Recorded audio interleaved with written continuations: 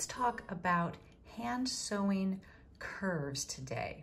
So here we've got two pieces that require some curved piecing. We have what's called a concave shape, because this is caved in, and a convex shape, and they will fit together, okay? So the way I do this, basically most of the action happens on the concave shape. So what I'm gonna do first is I'm going to mark my seam allowances, and I've done the straight edges on these already, but here I've got my Jenny Byers Perfect Piecer that's got a nice 1/4 inch seam there. And I like to do a little bit of dot to dot marking on these. So you just gotta get in there and mark some dots every 1/4 inch. The more curved it is, the less dots you can do at any given measurement here. Okay, so I'm just gonna keep going here. And we'll go here and here, and then I'll get my 1/4 inch one right there, okay? So you can sew dot to dot, but I have learned personally, I'm a belt and suspenders kind of gal, that I have better luck if I just very lightly draw in a stitching line that connects these little dots. And then that's gonna be my stitching line, okay? Now the next thing you're gonna do is mark the curves. So what I'm gonna do is I'm going to fold this in half, and you can do this by just finger pressing, and you can just look at the finger pressed mark. You don't have to mark it, but I'm going to mark it, and that's the center of our curve, and we're gonna match that up with the center of this piece. Now, at this point, it's your choice. You can just pin the ends and pin the center, but I like more marks to line up. So I'm gonna go another halfway there. That was right there. And one right here. So now I've got this marked in 3 places plus the edges here. So I'm going to do the same thing on this piece. Again, they're gonna fit together like this. Now on this, I'll show you why in a minute. On this piece, I'm actually going to mark it on the front side, but it's well within the seam allowance. So there's my halfway mark. And now I'm going to go fold the edge to the center and mark it here. And mark the edge to the center, mark it here. And again, it depends on how big your curve is as to how many times you want to mark it or pin it. So that's how I would do this one. And at this point, what we're gonna do is now pin these together. Now we're ready to pin these two pieces together. We're going to put them right sides together. And again, all the action happens on this piece. So I'm gonna flip that over. And this is the reason why I mark on the front of this piece, because it makes it very easy to just match those lines up. So I'm going to match those marks up that mark my center.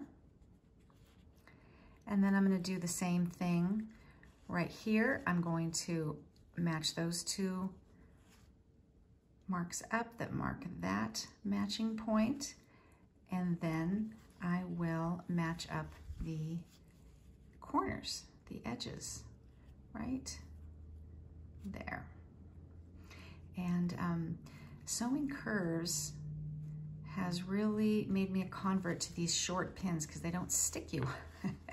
I usually like long pins, but I like short ones in this case. So I'm gonna do this side now.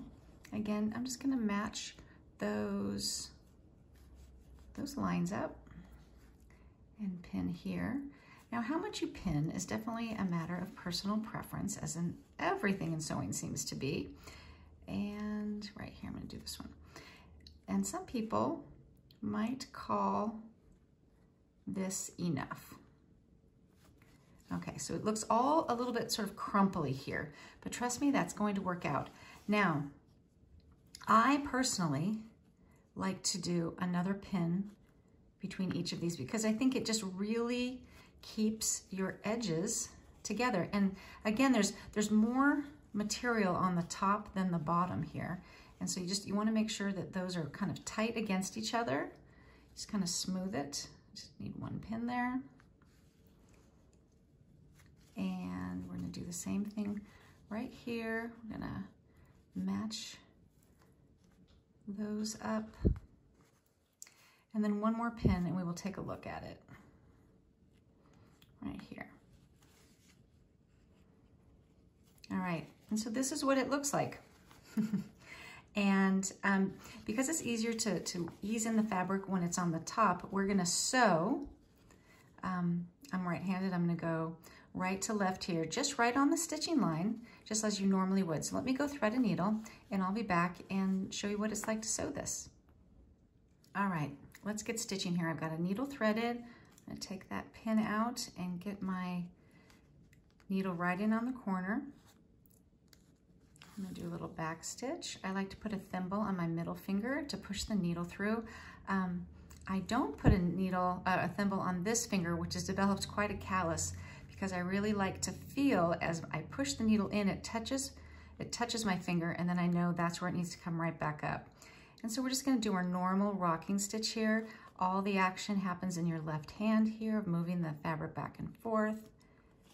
And then just take that pin out, and then every so often, you definitely wanna smooth here so that you're not all bunched up. Take a back stitch, and then just keep going right on the stitching line, or perhaps, depending on how you cut and sew, maybe right above the stitching line, which gives you more of a scant 1/4 inch. So if you have trouble with your blocks coming out a little too small, you might want to work on your scant 1/4 inch, and also just be aware of when you are cutting your pieces that you are giving yourself enough fabric. You're not being stingy as you're cutting the patches. All right, so all right, so we're about halfway here. I won't drag you through the whole thing, but I'll meet you back here when I get to the end of the seam. All right, I've just knotted off and come to the end of my seam here. And one other thing I wanted to mention to you is when you're sewing curves, try to have some small stitches, because that really helps achieve the nice smooth curve. And that's one thing I realized through some trial and error. Okay, so I'm gonna clip my thread, and now is the unveiling. We're just going to smooth this out, and there you go. That magically, those two very differently shaped pieces come together, and that is how you piece a curve.